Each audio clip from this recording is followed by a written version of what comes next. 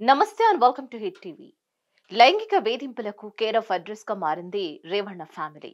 ఆ కుటుంబంలో చాలా మంది ఆడవాళ్ల జీవితాలతో ఆడుకుంటున్నారు.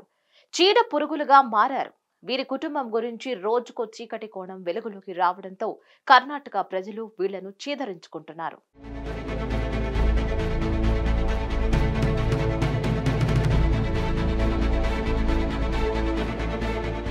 కుటుంబంలో ఎవరో ఒకరు తప్పుడు మార్గంలో వెళ్లడం అక్కడక్కడ చూస్తూ ఉంటాం.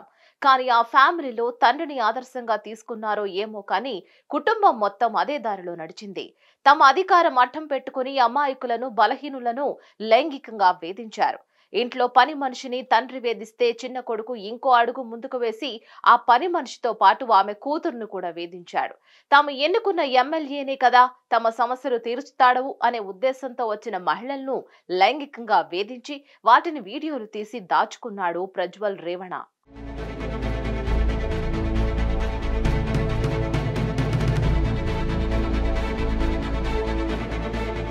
తండ్రి తమ్ముణ్ణి ఆదర్శంగా తీసుకున్న పెద్ద కొడుకు సూరజ్ రేవణ ఇంకో 4-5 అడుగులు ముందుకు వేసి ఏకంగా ఓ యువకుడిని లైంగికంగా వేధించాడు.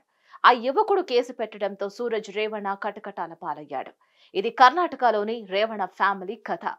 తండ్రి రేవణ లైంగిక వేధింపుల కేసులో జైలుకు వెళ్లి బెయిలుపై బయటకు రాగా చిన్న కొడుకు మాజీ ఎంపీ ప్రజ్వల్ రేవణ ప్రస్తుతం ఊచలు లెక్కబెడుతున్నాడు. ఇప్పుడు తమ్ముడికి తోడుగా అన్న మాజీ ఎమ్మెల్సీ సూరజ్ రేవణ కూడా జైలుకు వెళ్లాడు.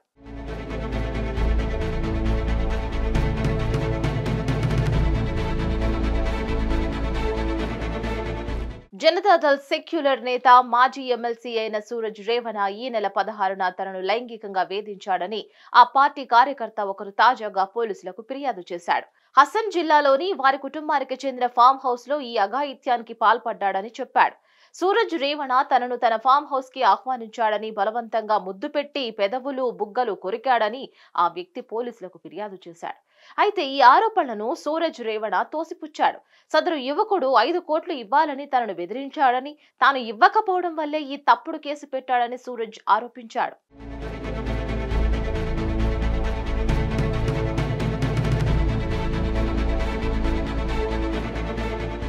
సూరజ్ స్నేహితుడు శివకుమార్ కూడా ఇదే విషయం చెప్పాడు. పోలీసులకు ఫిర్యాదు చేసిన యువకుడు తనను కూడా సంప్రదించాడని, తనకు కూడా 5 కోట్లు ఇప్పించకపోతే సూరజ్ పై లైంగిక వేధింపుల కేసు పెడతానని బెదిరించినట్లు శివకుమార్ పోలీసులకు వివరించాడు. వాస్తవానికి తనకు ఉద్యోగం ఇప్పించాలంటూ ఆ కార్యకర్త ముందుగా తనను ఆశ్రయించగా తాను సూరజ్ రేవణ ఫోన్ నంబర్ ఇచ్చి వెళ్లి కలవాలని చెప్పానని శివకుమార్ గుర్తు చేసుకున్నాడు. తమ పార్టీ కార్యకర్త, పార్టీ కోసం కష్టపడే యువకుడు కాబట్టి ఏదో ఒక ఉద్యోగం ఇప్పించేందుకు సూరజ్ ప్రయత్నించాడని వివరించాడు. ఉద్యోగం దొరకడంలో ఆలస్యం కావడంతో ఆ కార్యకర్త తనను సూరజ్ ను బ్లాక్ మెయిల్ చేయడం మొదలుపెట్టాడని శివకుమార్ ఆరోపించాడు.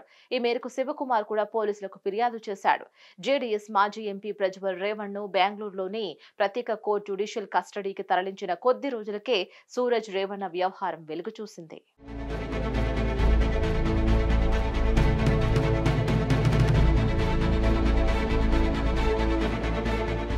హసర్కు చెందిన ఇచ్చిన ఫిర్యాదుతో రంగంలోకి దిగిన పోలీసులు వేగంగా స్పందించారు.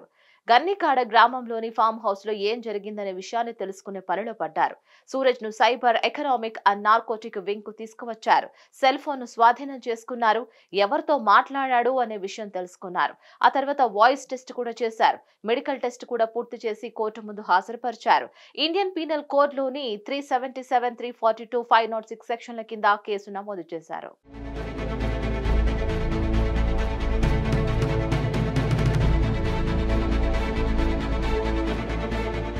ఇక ప్రజ్వల్ రేవణ విషయానికి వస్తే హసన్ నుంచి ఎన్డీఏ లోక్సభ అభ్యర్థిగా బరిలోకి దిగిన అతడు ఏప్రిల్ 27న దేశం విడిచి పారిపోయాడు.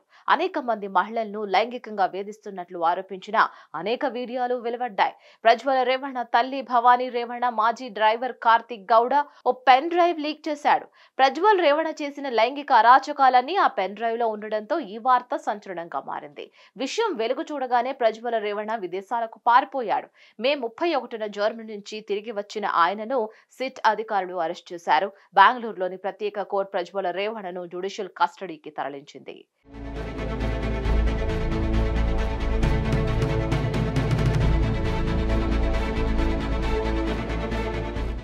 మరిన్ని అప్డేట్స్ కోసం stay tune to hit TV. Hit TV app ని డౌన్లోడ్ చేసుకోండి. ఇందులో short news, live news, entertainment movies అన్ని అవైలబుల్ గా ఉన్నాయి. Please download Hit TV app. Hit TV app hit TV యాప్ని ఫ్రీగా డౌన్లోడ్ చేసుకోండి.